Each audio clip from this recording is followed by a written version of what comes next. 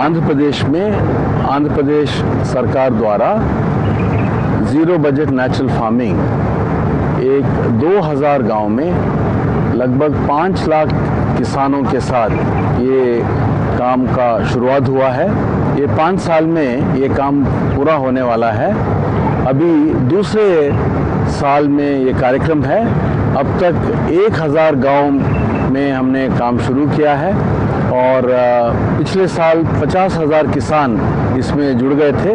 इस साल नए किसान 1,30,000 लोगों को जोड़ने का हमारा टारगेट है और हर फसल, धान हो, ग्राउंडनट, पल्सेस, मकई, सारे फसलों में ये प्रयोग हो रहा है।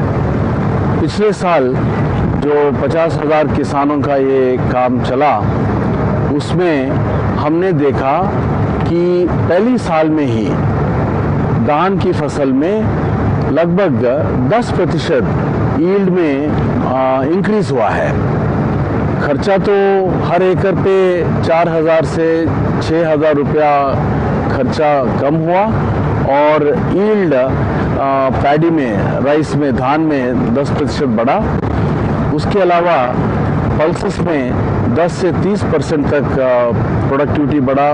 उड़द में, मिर्ची, चिल्लीस में 29% का इंक्रीज आया। मेज़ में 15% इंक्रीज आया। और सबसे हमारे लिए खुशी की बात यह है कि अनंतपुर ज़िले में, जहां पर बहुत वर्षाभाव डिस्ट्रिक्ट है वो, और इस साल तो जून जुलाई में बारिश हुआ, उसके बाद बारिश नहीं आया। उसके बावजूद भी जो 10 क्लस्टर्स में लगभग 20 गांव में जो हमने काम शुरू किया था अनंतपुर में, वहाँ का ग्राउंडनट क्रॉप में ZBNF किसानों को 696 kgs पर हेक्टेयर का यील्ड आया। जो कन्वेंशनल किसान हैं, उनके नेबरिंग फार्मर्स हैं, उनको केवल 340 kgs आया।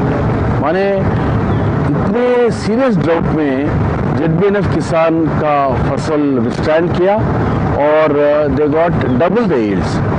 सो इसके वजह से इस साल rain fed agriculture, dry land agriculture में हमारा अंदाज़ा है कि बहुत किसान इस ज़ीरो बजट नेचुरल फार्मिंग पे कन्वर्ट हो जाएंगे। और जो कोस्टल डिस्ट्रिक्ट्स हैं, डेल्टा डिस्ट्रिक्ट्स हैं, ये रबी क्रॉप में मेज़ एक इम्पॉर्टेंट, मकई मेन क्रॉप है, और वहाँ हर किसान 12 से 20 बैग्स फर्टिलाइजर्स डालते हैं। यील्ड्स भी अच्छे आते हैं उनको, 4.5 to 5 टन्स, लेकिन बहुत खर्चा होता है किसानों का।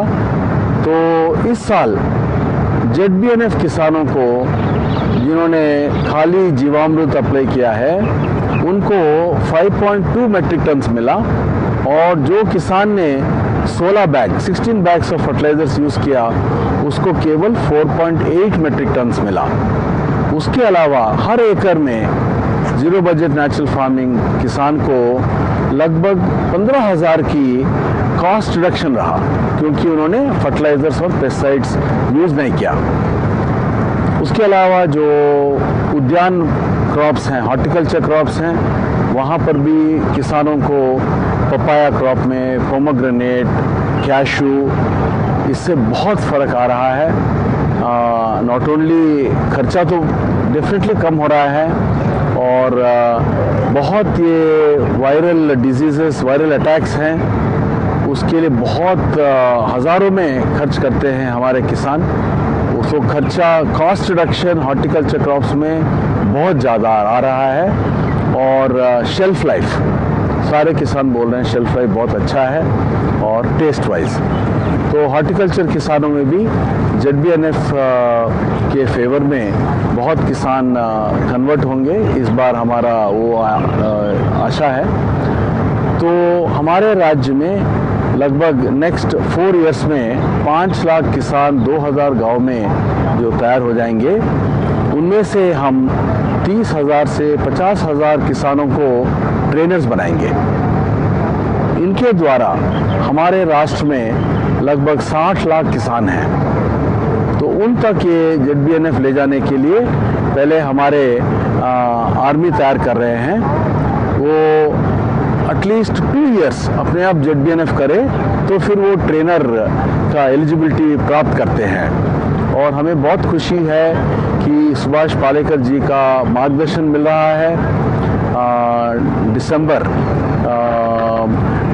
2016 और जनवरी 2016 में पालेकर जी ने 8 दिन का ट्रेनिंग वर्कशॉप किया 5000 किसानों के लिए। काकीनाडा में था वो। और सितंबर 2016 में तिरुपति में फिर दोबारा 5000 किसानों के लिए ट्रेनिंग दिया उन्होंने। और उसका रिजल्ट है कि आज पूरे आंध्र प्रदेश स्टेट में ZBNF का प्रचार बहुत अच्छा हो रहा है और हम पालेकर जी का बहुत आभार हैं।